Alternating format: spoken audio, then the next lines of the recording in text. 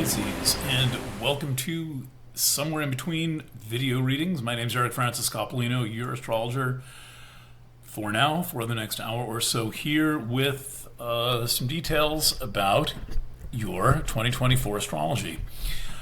This is my second reading in the series. I began with Aries this morning.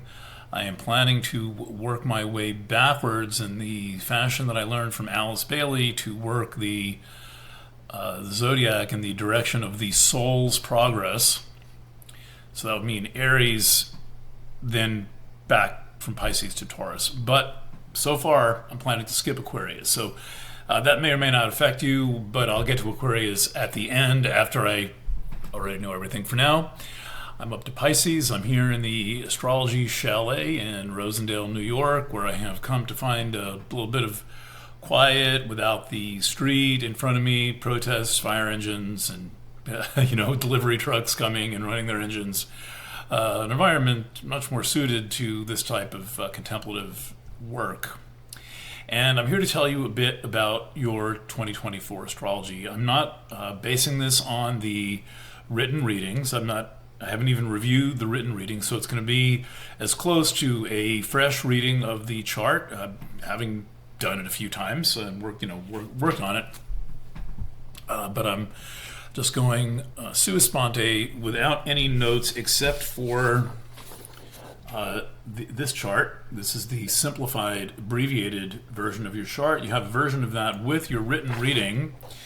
And I'll probably add some more notes, may issue a second set of these things. And then there is the more complicated version. You can see all that's going on right there. That is focusing in on what's happening in Aquarius, Pisces, and there's Pluto. Aquarius, Pisces, and Aries and Taurus. So there's this concentration of energies that looks a little bit like this. Let's make a note on here. So with Pisces kind of in the middle of it all, sandwiched in, most of the action is taking place right in this sector of the sky. There's this very unusual concentration that sorry, I can't tell what I'm doing here. That goes here. It includes Aquarius, sign before yours, 12th house, Pisces, Aries, the sign after yours. Those two signs are very important in astrology, the ones immediately before and immediately after, and there's a lot going on in those two signs, which are in effect extensions of Pisces. Aquarius to one side, Aries to the other side, and those two have been working in this kind of energy loop for years. Really quite an impressive show to have this harmonization between Aries and Aquarius, basically both expressing the same themes.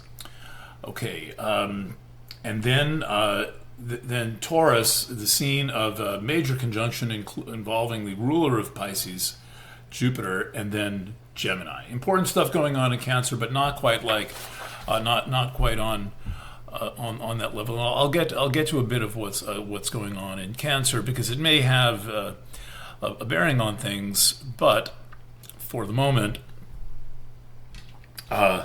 let's work those few signs. All the signs affect all the other signs. That's one of the main theories that distinguishes my work from that of other astrologers, and it's why I can do a reading based on the solar chart, which does not need your birth time or date, but rather is the chart for the sign Pisces. And in the chart for the sign Pisces, we start with Pisces. That's a good place to start. And this is a very activated part of the sky right now, a very important sign for everyone, because Pisces is where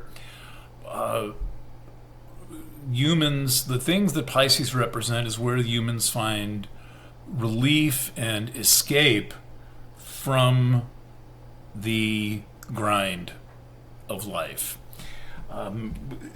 All of the things in Pisces can be described as I'm still learning how to use this camera system, so please thank you for your patience. Thought I'd put a little more light on the subject. This camera seems to eat light. Pisces is where we find relief from the hard-edged life of day-to-day experience. Life is challenging. We are constantly running up against boundaries. We're constantly running up against limitations. It is difficult to be an earthling on this planet.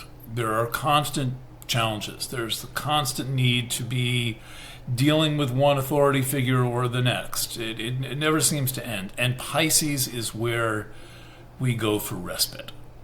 It's where we go to escape. It's where we find things like music and dreaming and art and the best sex and the imagination. It is probably the most interior of the signs. It is where we seek our inner refuge. The inner refuge right now is rather under siege by digital conditions, and I'm going to talk a lot about the spiritual nature of digital conditions in this reading and all of the readings going forward. I don't mean to be giving a class in media theory, but this is media theory applied to the spiritual crisis of our times, which is completely induced by overexposure to digital conditions and feeling like you're spied on by all the cameras you didn't put in front of you voluntarily to speak to the people that you love, but rather are being stalked by these cameras and facial recognition, and our emails being read by robots and possibly by people, and it's quite a ridiculous scene. And that interior space represented by Pisces is being invaded. It's being turned inside out all the time, and it is a challenging and difficult situation for all of us to be in. And as a Pisces, you particularly need to have your way of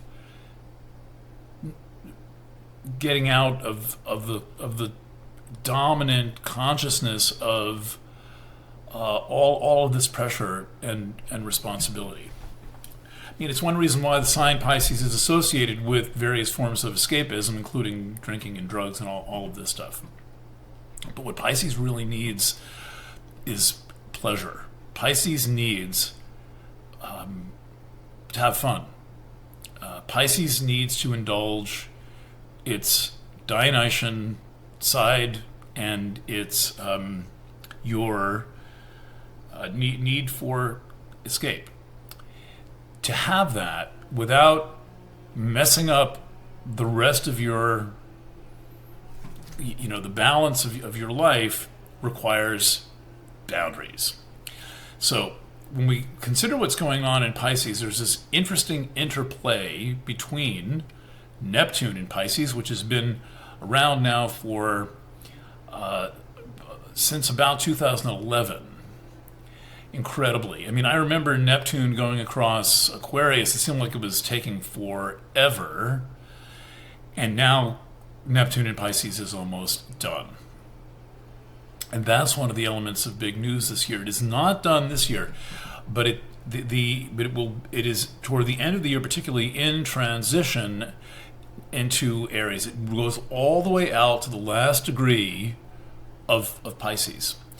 And what this phase in your life has been about is challenges maintaining boundaries. It's challenges holding space open for yourself to have a kind of place where you can confidently let your guard down. Neptune famously dissolves boundaries, and it makes it difficult to have physical boundaries. One of the first things I observed working with a lot of clients in the 1990s was I had a number of clients